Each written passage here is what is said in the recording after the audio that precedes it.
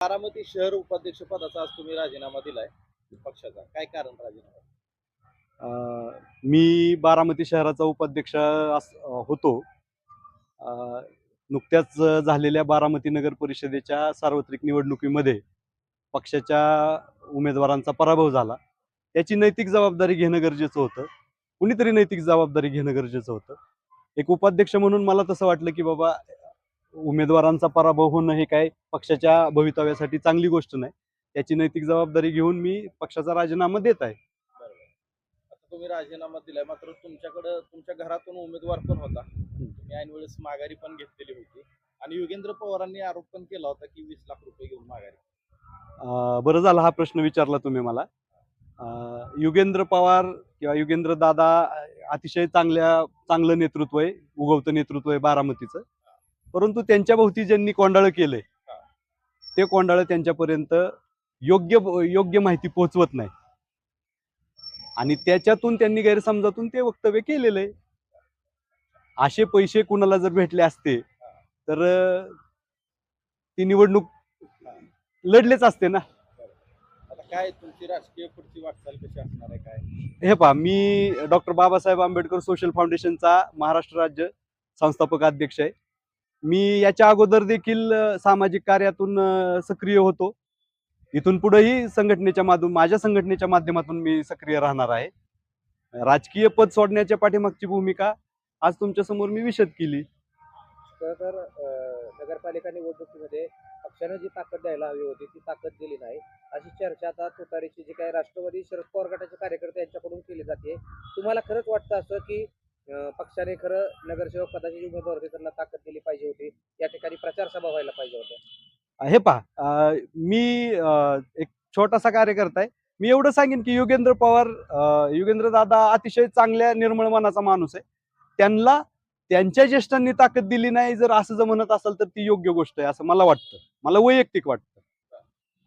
म्हणजे पक्षातल्या ज्येष्ठांनी योगेंद्र पवारांना ताकद दिली नाही. युगेंद्र पवारांना जर पक्षातल्या ज्येष्ठांनी ताकद दिली असती तर आज बारामती नगर परिषदेमध्ये पक्षाचे कमीत कमी 6 नगरसेवक निवडून आले असते.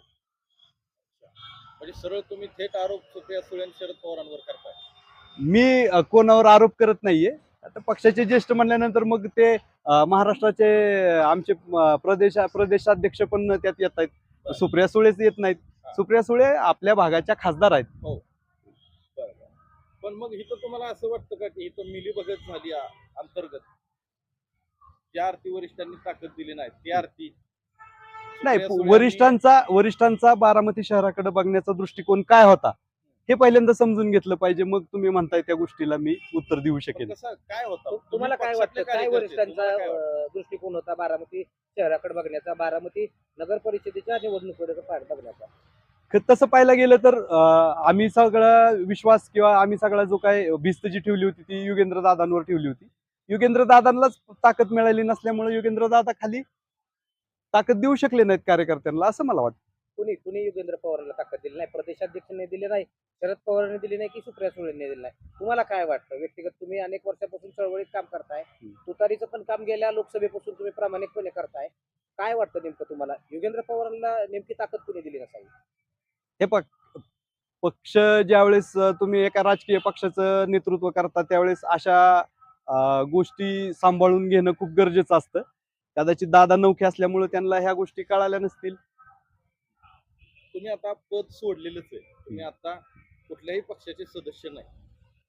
आता बोलायला हरकत नाही की बारामतीची नगरपालिकेच्या निवडणुकीमध्ये मोठ्या साहेबांनी सुप्रिया सुळेंनी अजित पवारांना बाय दिला होता. मी असं म्हणणार नाही. जर बाय दिला असता तर मग उमेदवार उभे केले नसते. आता उमेदवार योगेंद्र पवारांच्या बिस्तवर होते ना. सुप्रिया सुळेंनी एकही सभा लावली नाही अख्ख्या इलेक्शन. योगेंद्र पवारांचा कुठेतरी बळीचा बकरा केल्याची चर्चा आता कार्यकर्त्यांमध्ये होते. वाटतंय तुम्हाला तसं योगेंद्र पवारांचाच बळीचा बकरा केला मला? नाही, मला असं काय वाटत नाही. तुम्ही अनेक वर्षापासून सामाजिक चळवळीत काम करताय, मग असं असताना पक्षामध्ये राष्ट्रवादी काँग्रेस शरदचंद्रजी पक्षामध्ये काय नेमकं चाललंय? बारामती नगरपालिकेला कॅन्डिडेट उभे केले जातात, त्यांच्यासाठी एकही सभा घेतली जात नाही.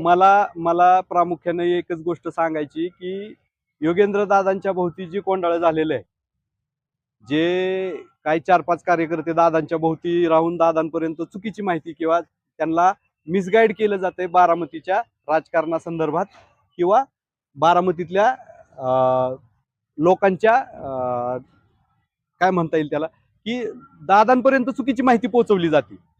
जे खरे चळवळीतले कार्यकर्ते, जे साहेबांच्यासाठी पुरोगामित्वासाठी जे कार्यकर्ते दादांबरोबर उभे राहिले, जे साहेबांबरोबर उभे राहिले, त्यांना थोडंसं दूर केलं जातंय. नको त्या व्यक्ती युगेंद्र दादांबरोबर सध्या आहेत.